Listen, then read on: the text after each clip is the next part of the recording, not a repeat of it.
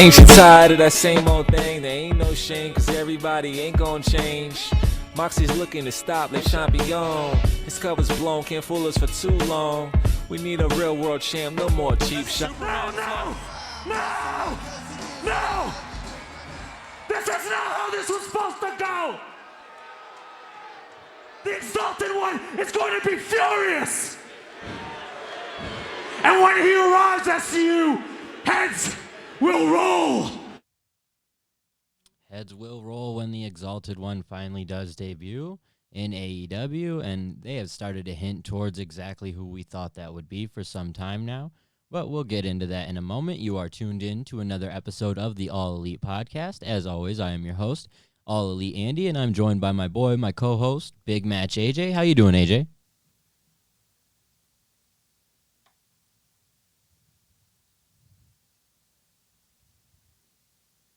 I'm doing good, man. Just hanging out. Just got off of work a couple hours ago, so been doing a little bit of cleaning around the house, and nothing too crazy going on here, and kind of not a whole lot of crazy stuff going on in the world of AEW.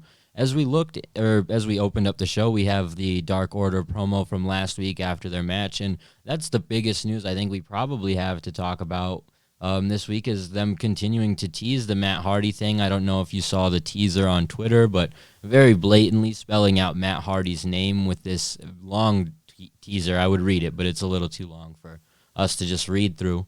But nonetheless, very much hinting into the idea that it's going to be Matt as the Exalted One.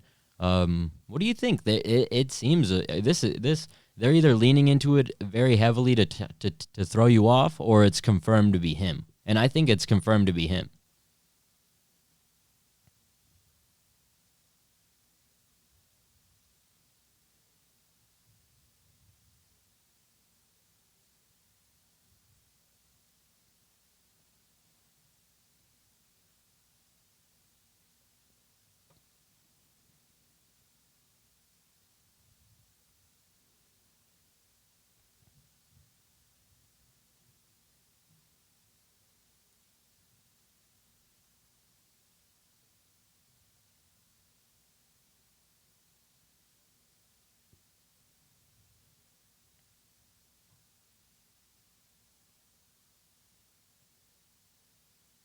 Yeah, man, I think that Matt is 100%. That's the guy everyone's expecting. That's what you're anticipating. And like I said last week or on the last couple of episodes, I don't see AEW leaning so heavily into something that they're not going to deliver on. And I almost wonder if that's exactly why they didn't lean into it super heavily 3 weeks ago, because they didn't know for sure if Matt was going to come. They had to weigh the potential of him not coming, so you have to leave it open-ended. The second that Matt's contract is up, yes, you don't have to deliver on it, but you can stop teasing the Christopher Daniels thing. You could stop teasing all of this stuff and start being like, okay, gear it 100% towards Matt. And the fact that they're doing that, it has to be Matt, and I'm super excited for it. They're even referencing like flashbacks to the Hardy compound on being the Elite and stuff like that. So they're very much leading into the fact that it should be Matt. It will be Matt. It's only a matter of when, not if.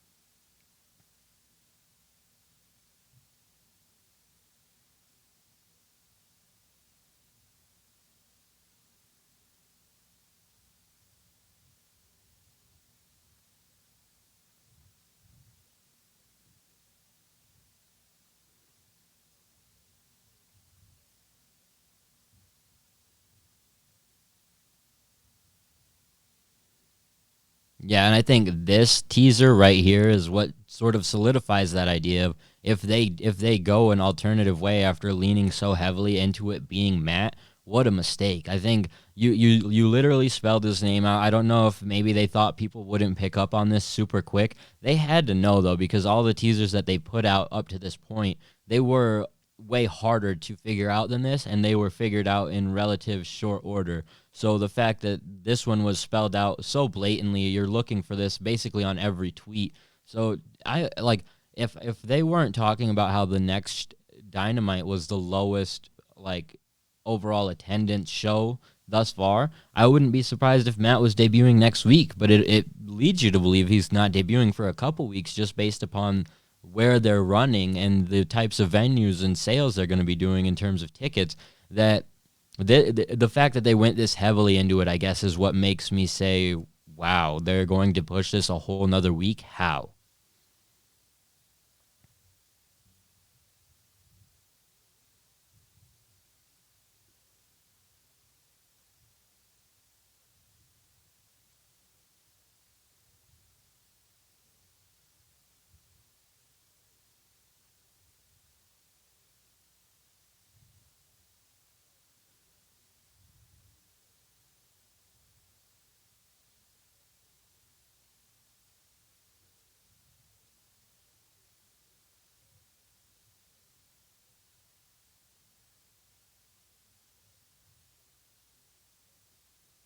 Yeah, I think that it would be, but I also felt like last week was the best week to do it in a lot of ways, coming off of the pay-per-view.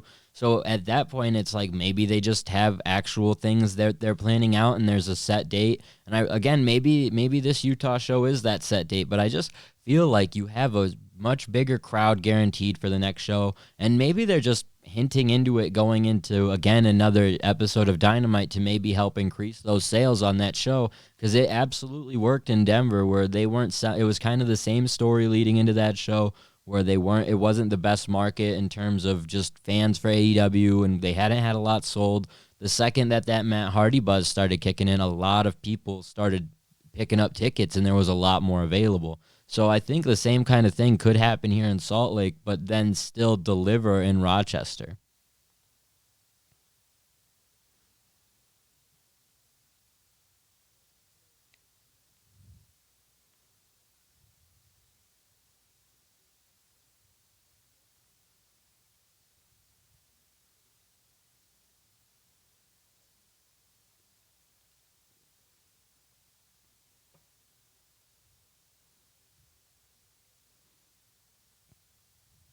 Yeah, and hey, that's a fair idea. If you really want to insert him and the Dark Order at the top of the card, you probably would have started last week by having the Dark Order win, but you could very much have him attack whoever wins that Blood and Guts match. So it's there's a lot that they can do, and I might even be with you in the fact of if you're not going to do it this week because of your crowd size, maybe wait a couple of weeks. But in terms of it taking away from Brody's pop, I think there's a chance, but I also think utilizing that episode with a Matt Hardy debut, a Brody debut, all of this crazy stuff going on to lead into your next show, which you're going to get all of that hype. And I assume, like, you would probably pull the biggest rating for Dynamite without a shadow of a doubt for that Blood and Guts episode. You also leave yourself an opportunity to do Brody's first match, Matt's first match, like really involve them in what else is going on. And it makes sense because you look at that episode of Dynamite and, well, we might as well talk about the Blood and Guts match now. The 5 or the 10 men they've announced, this is almost the top of your card. We have the Blood and Guts match. It's going to be the Inner Circle versus the Elite. We've sort of speculated the potential of this, but we wondered there wasn't a huge feud built into it, so maybe not. But they did confirm it on social media, so we have Jake Hager, Sammy G, Proud and Powerful, and Chris Jericho taking on Cody, Adam Page, Kenny Omega, and the Young Bucks. This is one of the most star-studded matches AEW could put together, so you need to fill out the rest of that card, and that's not to say they don't have the talent to do it, but utilizing Matt, Brody, new faces, it really helps solidify a card where you could be lacking. But what an announcement, this match.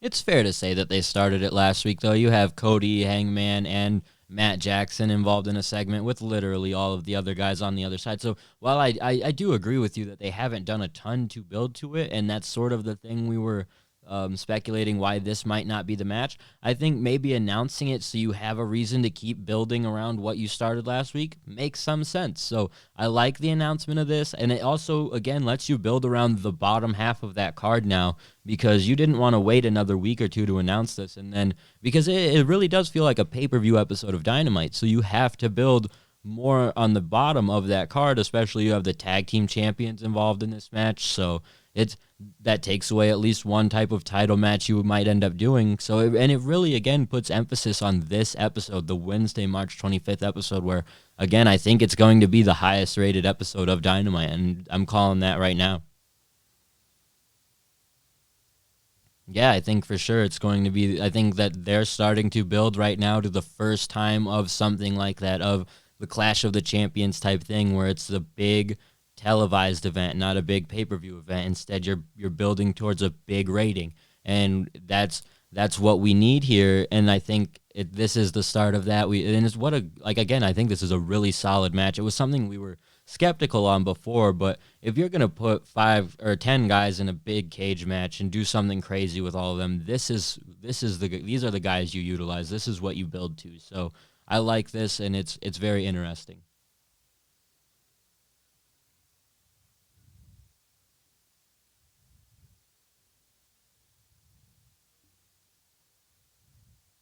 Yeah.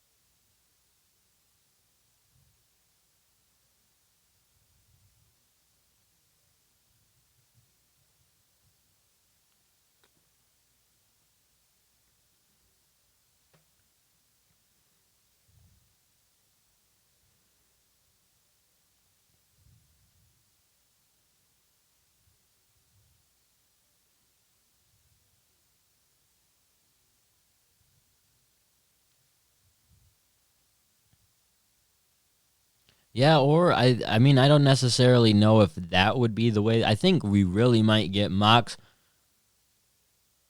Yeah, I think, and here's my theory again in saying that it's going to be the highest rated show. I think that they have that idea, and I think that they're going to turn Hangman at the end of the show, because that's when you have the most eyes on it. That's when you continue to sort of build on this story and you have everyone looking at it. So that's my theory there, and I think that we'll probably get like Mox versus MJF or something of that nature, of him defending the title, because Jericho's lined up in something else. He got himself involved in another situation, and he's not necessarily going to be lined up for the next title match. I do wonder if they plan on now doing maybe Jericho versus Mox 2 at Double or Nothing. Or what is that the name of the next pay-per-view, Double or Nothing?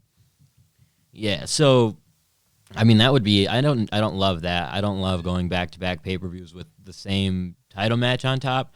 But at this stage, with that being the match in March, you can easily do Jericho versus Mox sometime in April, but still, you wonder exactly where they're going with Mox. Maybe someone random gets paired against him for a singles match.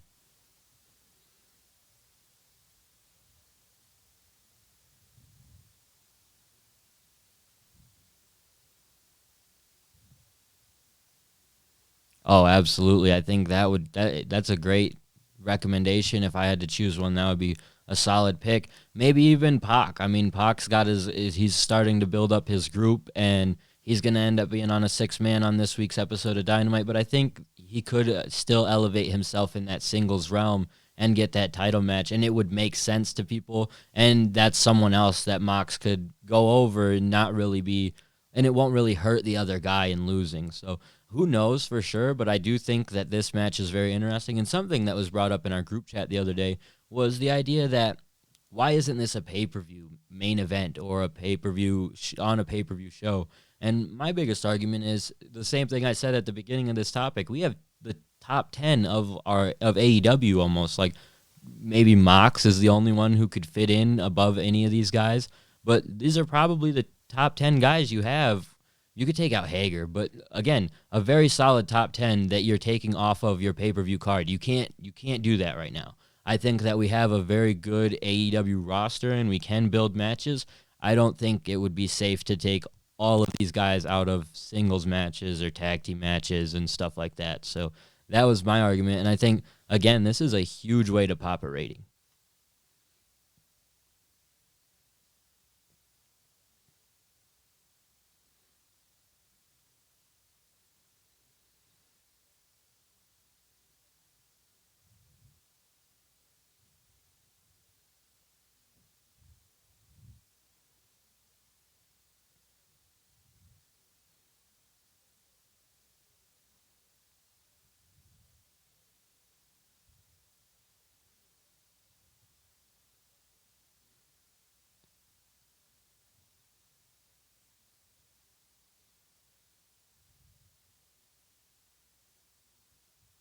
There's just so much like interesting about it. It's the ability to see this type of match not on a pay-per-view setting, not having to go to the WWE network to see it, because that's literally the only place you can see a War Games style match right now. Even the one that was done at Takeover, that's on the network. So this is a whole new realm to see it. It's a very interesting group of guys. You have Cody, you have Jericho, very well known to the WWE audience. Like this, there's so much in this that helps promote everyone in it too.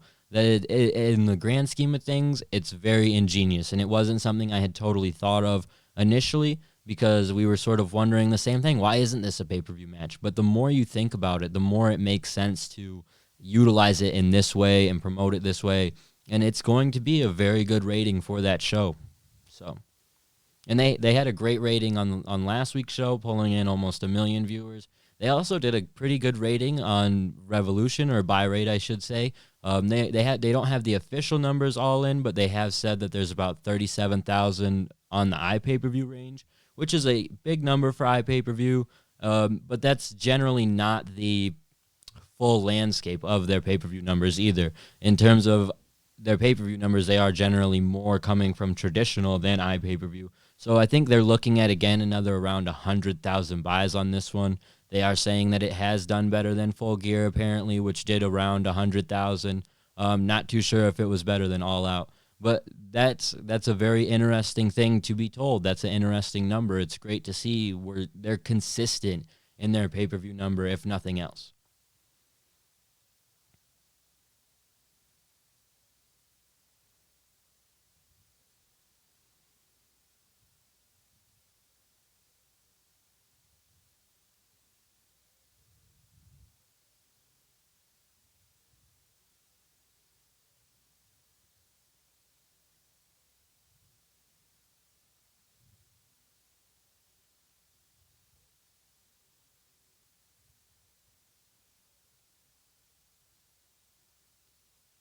Yeah, I mean, they sold out the Wintrust Arena in Chicago, did over 7,000 seats there. They also promoted very heavily for the Denver show last week, which ended up drawing almost 3,005. So not a huge number, but around the average number they're getting for their live shows, which is a good number to start. That's what I think a lot of people can't really seem to remember, is that they're just started. These are the first time in a lot of these places. So that's a good starting number, because the thing is, every episode is good.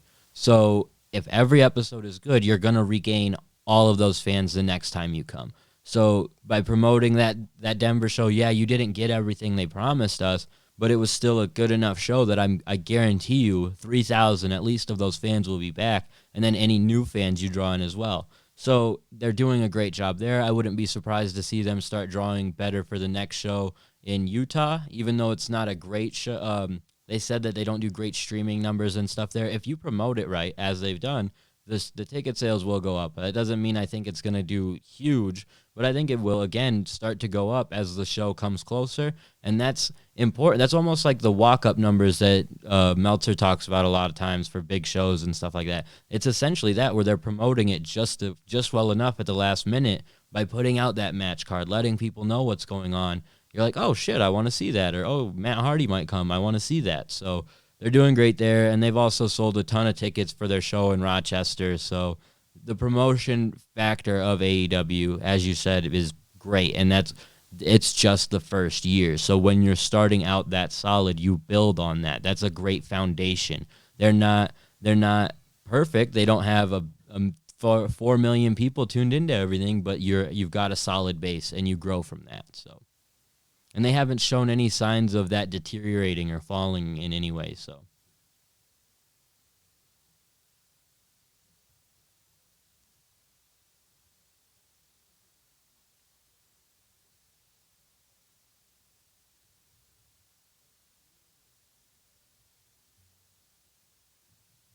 Yeah, absolutely. It's definitely things just continue to rise for AEW, and that's been awesome to see just the way that things are on an upward trajectory for the company.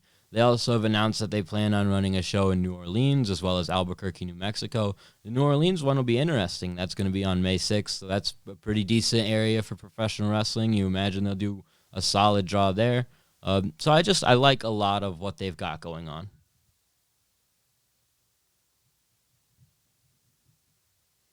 Yeah, right. So, if nothing else, they'll have a great time partying it up in New Orleans. But yeah, it's a good place to run, and the fact that they continue to have like they're going not just in Chicago is sort of what the feeling was for a long time, the Chicago Philly type thing. They're getting to different places of the United States. You just have to wait, and every week it's fun because you get that announcement of like, oh, where are they going next? Is it going to be close to wherever I'm at or whatever's going on? So. And then the last thing we have to talk about, we have Jericho's band, Fozzy. They're going on tour just like Dynamite. But the fact is, apparently, Jericho's worked to have this run around AEW Dynamite. So he apparently shouldn't miss much. The tour should not affect his work with AEW because the band's not doing any shows on Tuesdays or Wednesdays. He's going to be able to fly into Dynamite and then fly out. So it's very, very good and solid that Jericho has done this. We're not going to be missing out on one of the biggest faces of the company, which is important.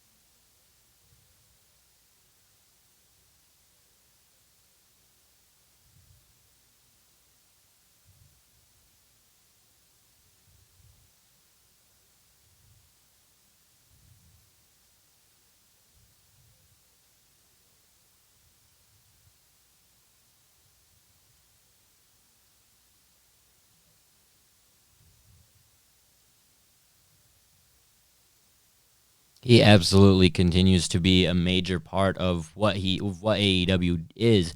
We had talked a couple weeks ago about how we very much could see the company being okay without him, but that's not to say I'm not very excited that he's going to stick around and not be going anywhere, because at the end of the day, the fact is Jericho is getting to be an older superstar, so who knows how many more weeks we'll be able to see him actively compete like this. So I enjoy that and I appreciate that. And that's not to say that a tour wouldn't at least help him maybe like wind down and continue to work for a longer period of time. I think that it's not to say that Jericho only has so much gas left in the tank, but I think even he recognizes he doesn't have 10, 15, 20 years left to keep wrestling. It's probably 5 or less. So with that, you have to appreciate the time you get and don't necessarily want to see him have to sacrifice 3-4 months for a tour. So, and it's worth noting Jericho's last date in Sturgis, South Dakota. I'm going to be probably popping out to that show just because, it's Fozzy, it's Jericho. That's going to be sweet. I mean, and the thing about it is it's a free show, part of the Sturgis Bike Rally. So who knows, maybe AEW will get involved with the whole rally, man. Hog Wild Part 2. That's what I've been praying for since the inception of anything Janela related to AEW. So I doubt it, but hey, a boy can dream.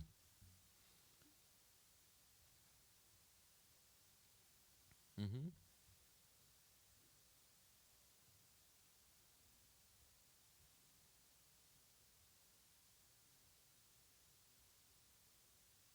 Yeah, absolutely. And again, being able to keep Jericho around is important, and he's one of the highest rated guys in terms of when his segments are on. That's when people are tuned in. So you don't just want to see that walk away for a couple of weeks.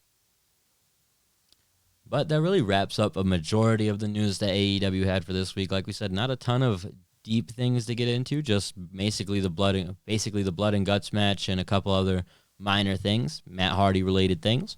Well, let's go ahead and talk about this week's episode of Dynamite. We have a pretty decent card lined up, starting with Ortiz versus Cody. We talked about this one a little bit on our last episode, but what are your thoughts?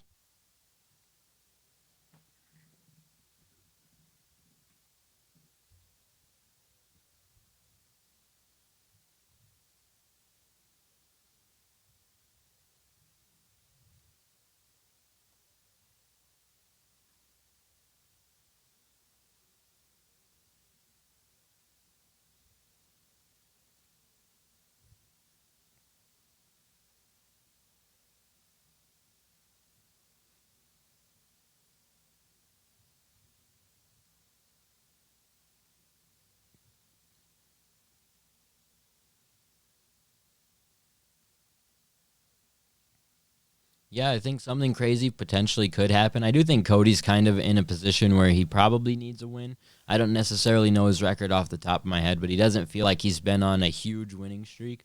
But the one thing I always note with Cody is how much I want to see him help elevate these guys he's wrestling that I haven't seen wrestle a lot of singles matches. We've talked about it with Darby and a couple other guys, and it really shined with Darby, and it maybe hasn't shined so much with everyone else. So this is a good opportunity. Again, someone with a little bit of a different style than what Cody's used to. And like you said, we didn't think about this when we last talked about it because we didn't know for sure, but now we know this is very much to build for that blood and guts match. So you probably have to expect a lot of things there's going to be a lot more than just a singles match here. There's going to be some involvement from the guys also involved in this match and other stuff. So I like it.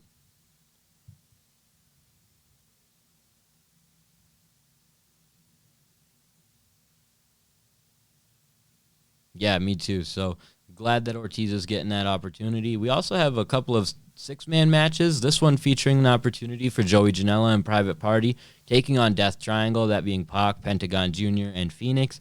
This seems a little bit more cut and dry than the last one in the terms that I imagine Pac and the Lucha Brothers picking up the victory here. But I do appreciate a showcase match for the Private Party and Janela. I don't expect them to win, but hell, you never know.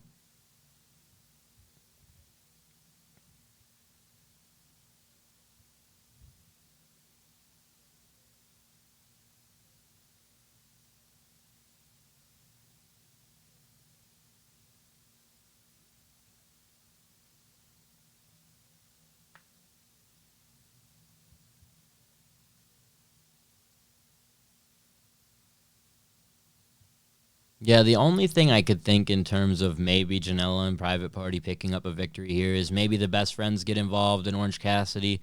Um, Pac and the Lucha Brothers have kind of cost, or well, Pac was the one who won, but the Lucha Brothers have essentially cost Chucky T and Orange Cassidy matches. So it pays for them to sort of help out Private Party and Janela and keep that feud going with the Death Triangle. But I could also see that continuing right after the match instead. So I hope it's not just a quick little burial for Joey. He's someone that I really like in wrestling and AEW especially. And there have been a lot of like dumb things spread upon social media about Joey, about how he's trying to work more indies because he's not being booked. And it like, God forbid Joey's one of the wrestlers who wants to keep working, and he's essentially just made it clear, like with the way he works, he has to stay in the ring and would rather work indies than just sit around and do nothing. And so I wonder what's so hard for people to understand about that just because he's not featured on AEW 24/7 doesn't mean that he's immediately running back to the indies in terms of I don't know. It's such a weird thing to me.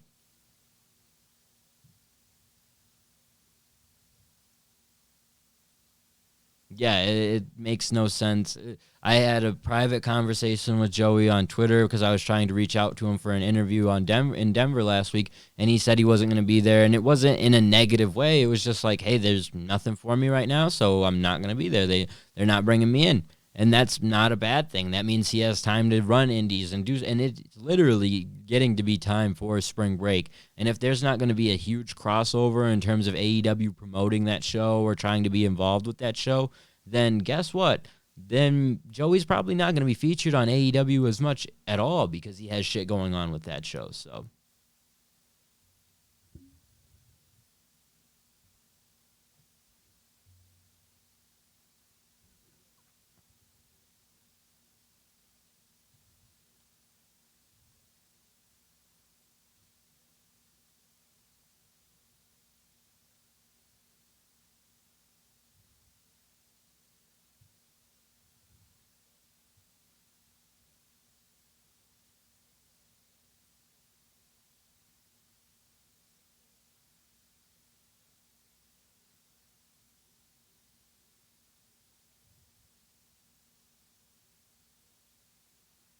a lot of the people signed by AEW aren't necessarily the totally well-rounded wrestlers in terms of, like, maybe not even, I shouldn't say a lot, but there's enough wrestlers within the roster that aren't super well-rounded that could use that time on the independent scene. So for him to keep doing it, and he literally just helps the independent scene. It helps him stay where, like, there's so much more positive to it. And even if he has a positive run on the indie scene, he stays in people's eyesight. So when he does return, it's still a big deal.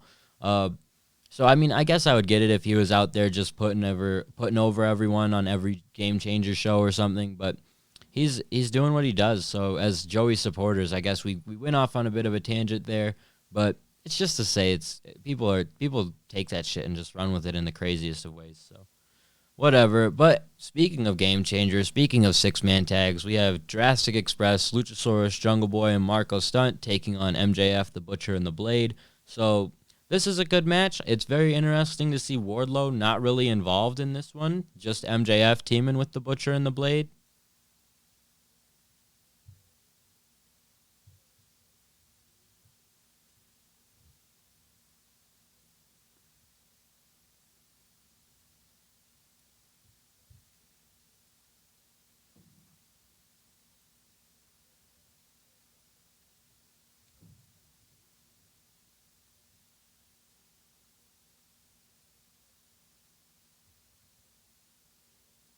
Yeah, absolutely. It's not necessarily, again, the time for MJF to suffer his first loss of the new year.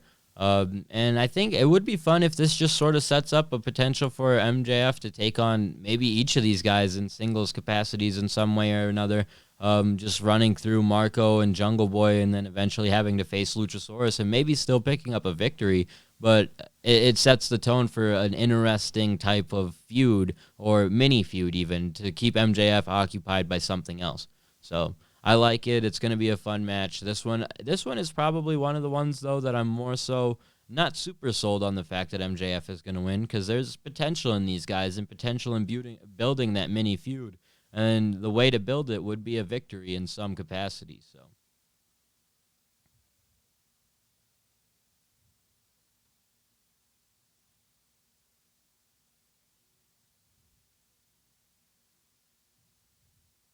Yeah, I just think he needs something as a stopgap. So unless he's going to go directly towards Mox, as I was sort of thinking earlier, the way that they've positioned it on TV doesn't super indicate that. It sort of indicates a mini feud here, but we'll have to wait and see there. Something I'm super interested about, though, we have Hangman and a mystery partner taking on Chris Jericho and Sammy G. Again, more build towards this blood and guts match. You assume the mystery partner is maybe going to be Matt Jackson. Maybe it's just going to be Kenny Omega.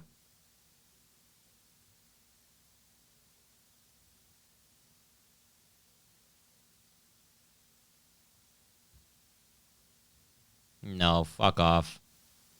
It's 2 weeks. Okay, I guess. But you need to still showcase him on TV and tell us that on TV a lot more than just being the elite and I mean, I guess I didn't totally watch last week's Dynamite. It's just, okay, I get it, but you then need to be consistent with it in terms of, like, big matches and stuff like this. But okay, so he's off for now going to be 2 weeks of Dynamite, But after his big match with Moxley where they went into barbed wire and shit, wasn't he back in like a week? I know he took a week off, but I felt like he was back rather.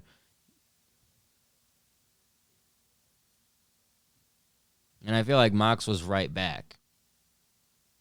But it does fit Mox's character to be right back. So, I mean, it's fair, but to me, 2 weeks is a little bit of a stretch because I didn't remember the shoulder surgery, or not shoulder surgery, but injury. With that, it makes a little bit more sense, but I would like to see something about it on this week's show, again, to be more informed about that.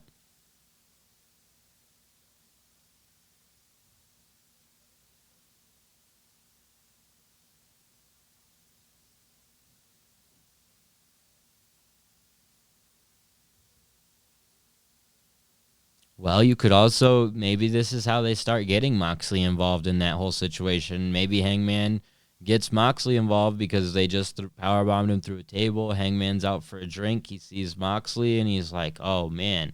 And maybe Matt's like badgering him the whole show, like, you need me, you need me, you need me. And turns out he doesn't need him. So, yep. So with the way but I also, maybe there's not really much mention of Mox on this show. Maybe he's not intended to be on this show because he did just get put through a table. And maybe this is their way of cycling guys out and giving them like a week or so off to, relax or whatever. So Mox has been putting in work. Again, no real announcement of his involvement in the show and doesn't really make much sense to be involved in this show at this point. So, I mean, I wouldn't be totally against it either. With them keeping guys like Kenny and other guys off, we do have Jericho in a match. We've got Cody in a match. So there's a lot to look forward to on this card. You don't need a Moxley match at all, and he's the champion. So I think it'd almost be better.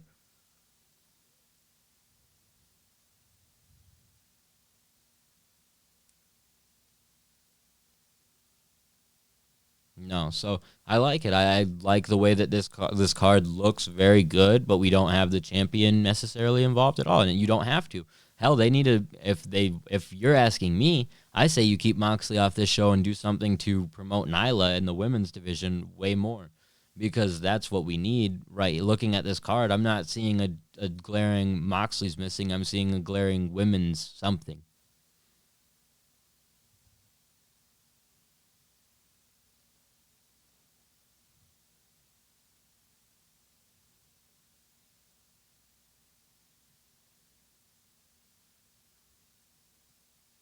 Can you believe how we just months ago, if someone went back probably 10 episodes, they'd hear us talking about how great the division was being booked? And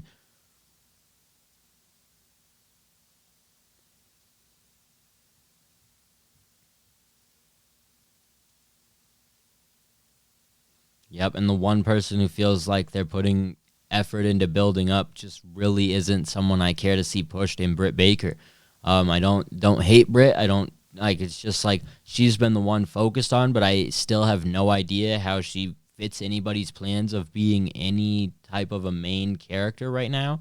Especially with Nyla being the champion. If anything, what she's been doing just overshadows a champion that I feel has put in her time and a solid amount of work. That I don't hate Nyla as champion. It just like they don't even give her the time that they give Britt. So it's like, damn.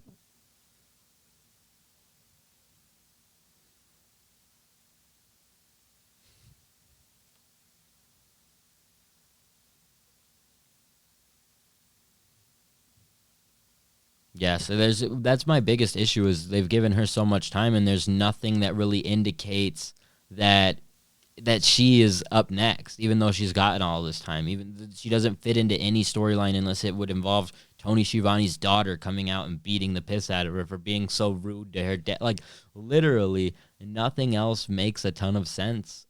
Like with what she's been doing and how she's been trying. Like I get what they've been trying to do with her, but she almost feels like the biggest developmental project out of any superstar, and that includes someone like Nyla, who's been justifiably good. Like everything with Nyla has been fine by me. I don't have a whole lot to complain about that isn't just a given, I guess, in terms of her match quality.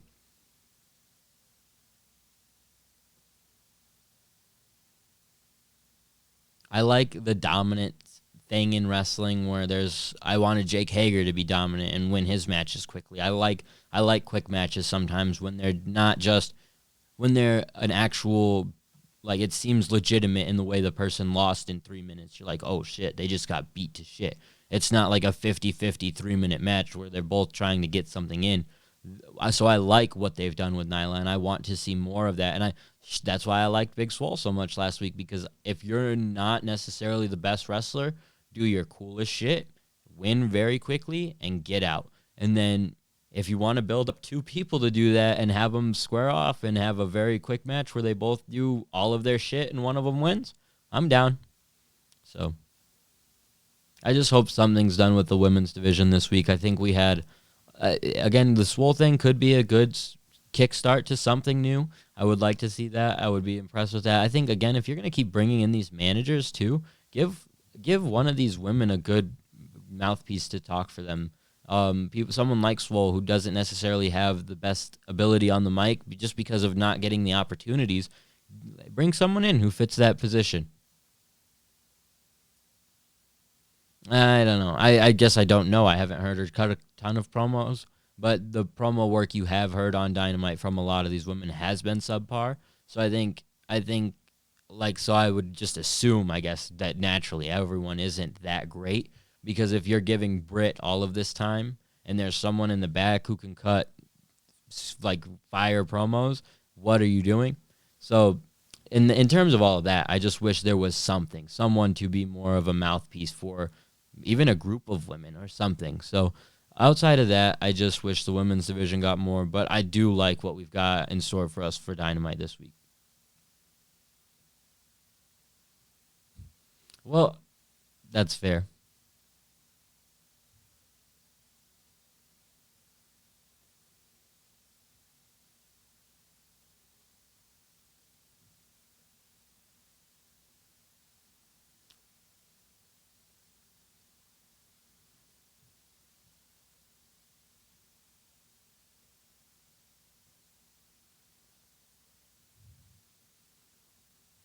Well, if I were just saying something off the top of my head, I know the Inner Circle still needs a woman, and Jericho can talk for anybody. So, and he wouldn't even necessarily be positioned as a manager, just the one who's going to speak for his dominant woman wrestler. So, if any time was the time, it's now, and everything Jericho seems to get involved with, he makes it better. So, I think bring a woman into the Inner Circle and make the women's division better. I don't know who the woman would be though, because they do have talented women that have appeared on the show. It's just they are not consistently featured enough that no one stands out.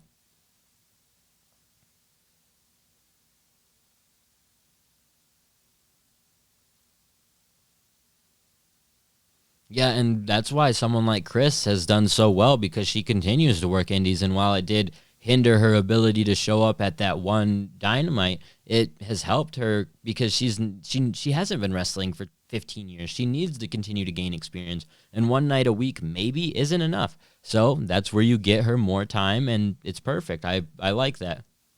I think that's a good thing, especially for someone like Chris to keep doing. So I would like to see her involved in Janela's Spring Break. For that, we've talked about that being one of the premier indie shows. That would be very interesting. So, overall, I think we've covered a majority of the news on this week's episode of the podcast. Do you have anything that we need to cover we forgot about?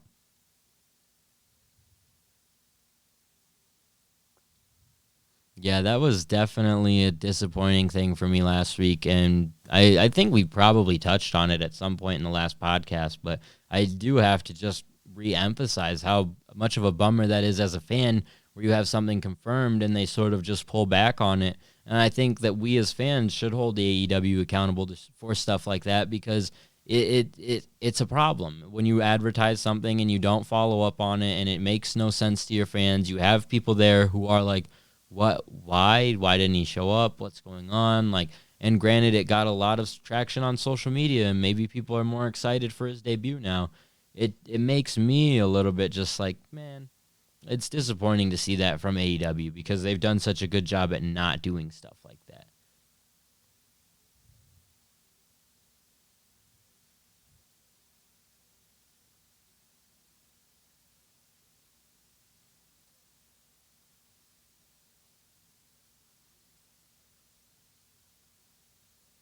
Well, and even if that didn't influence you into going to the show, and some people did know and some people didn't know, here's the kicker of all of it. They kept posting different things on social media and deleting them that you couldn't just be like, hey, he's not going to show up, because you couldn't make up your mind. They've done such a good job at being forward thinking or having a plan for what they're going to do that pulling back on it at the last minute just sucks for us, because we're like, man. But what I will give them is if they did it and it's a better idea and maybe he's the guy behind Jake the Snake Roberts' plan and what's going on, then I'll give it to him. It was a better plan, but please don't make it a point of doing this, because it does leave a bad taste in your mouth as a fan attending the event live, as a fan giving it your time on the show. Because, yeah, we're not diehard Lance Archer fans. He's not the biggest superstar in the entire world, but way to make it clear to us that he's not, because you're willing to just pull back on something you announced on social media, on your show, on different things. So, and granted, you worded it in different ways, so it wasn't such an issue. It sucks. So, outside of that, we basically covered everything. Do you want to talk about your boy Shawn Spears having an open call for his tag team partner?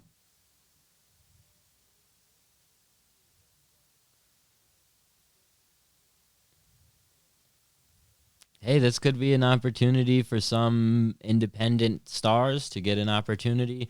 There's been a couple of people. Robert Ego Anthony is someone I've seen on social media a couple times. He's not super well known, but he's well known on wrestling Twitter because he likes to interact with people and stuff like that. So it was interesting to just see some of these goofy guys from Twitter involved in what's going on with what he's got going on. But the one thing I will say is the second something like this is created, I now know that it means nothing. It's just a joke. It's like the librarian killed everything. We know now if it's an open call and you're picked to be a dork. So, sucks for Spears. So, hey, maybe his search is going to pay off and it's going to be Brody. I wanna pitch that idea to Phil when we talk to him next.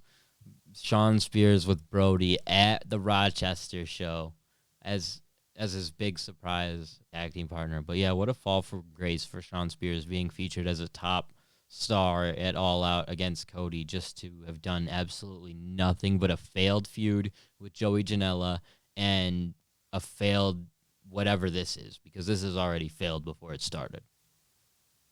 But that now we're done. Now we've covered everything there is to talk about. So that means it's only time for AJ to plug his social media.